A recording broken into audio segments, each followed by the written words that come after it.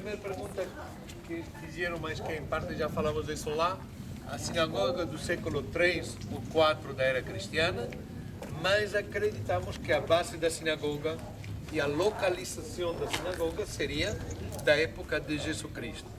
Para fazer oração na sinagoga na época de Jesus Cristo, em nossos dias, você precisa de 10 homens judeus com mais de 13 anos, o que chamam minyan. Se não tem 10 homens, tem 8, 9, tem que esperar ou procurar mais por um para poder fazer oração. Se não, pode fazer uma oração individual, mas não uma oração que tem que fazer na sinagoga, tá? As pessoas estavam aqui, os homens, onde estavam as mulheres?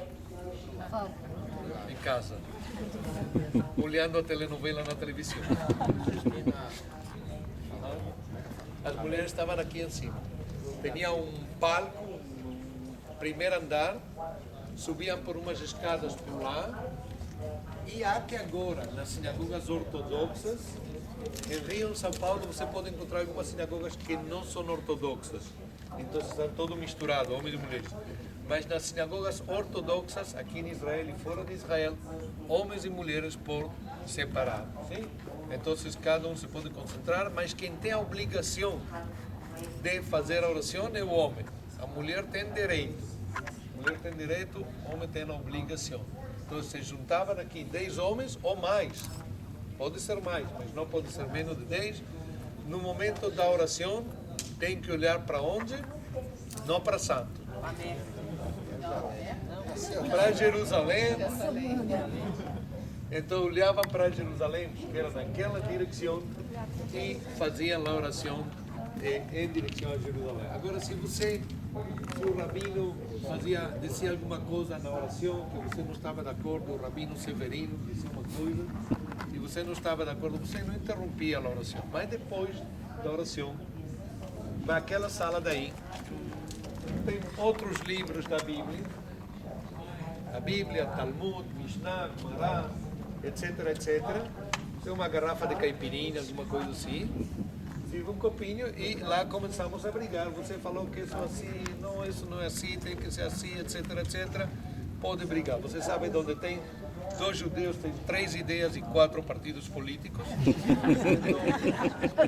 Mas Gostei, 2 judeus, 3 papiros, 4 políticos. Mas você não vai brigar na sinagoga no meio da oração, deixa para depois e ter um local realmente para... Eu digo para brigar ou para discutir, interpretar a Bíblia de diferentes maneiras. Lembra que do ponto de vista, a diferença com a Igreja Católica até hoje, para fazer uma comparação com a Igreja Católica que mais conhecemos, na Igreja Católica, se o Papa ou o Bispo ou o Arcebispo diz uma coisa, assim tem que ser. No judaísmo você pode interpretar de distintas maneiras. Eu aceito a ideia do Rabino Severino e vou fazer assim. Outro aceita a ideia do Rabino Francisco e ele tem outra ideia e faz de outra maneira, etc. E assim acontece. Agora, no momento da oração, o arca com os livros, com os rolos da Bíblia, estava lá provavelmente e fechava a entrada principal. Moviam e fechavam a entrada principal. Dessa maneira, pessoas que chegavam tarde entravam pela porta lá fora. Se esta sinagoga para vocês dá a impressão de uma sinagoga pobre, não é pobre, é uma sinagoga das mais ricas da Galileia. Das mais ricas em Corazim, que nós não vamos sair a Corazim. Tem outra sinagoga, é muito mais pequenina, muito mais pobre que esta sinagoga.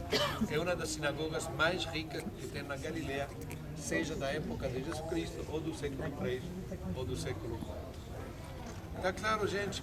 E não esquecemos que aqui foi o discurso de Jesus Cristo na sinagoga de Cafarnaum, quando disse, eu sou o pão da vida. Tá? Isso é muito importante para lembrar aqui. Não, em Nazaré. Quando lê Isaías era em Nazaré, na sinagoga de Nazaré. Tá? Outras perguntas, meninos? Não? A gente não visitou a sinagoga lá de Nazaré, não.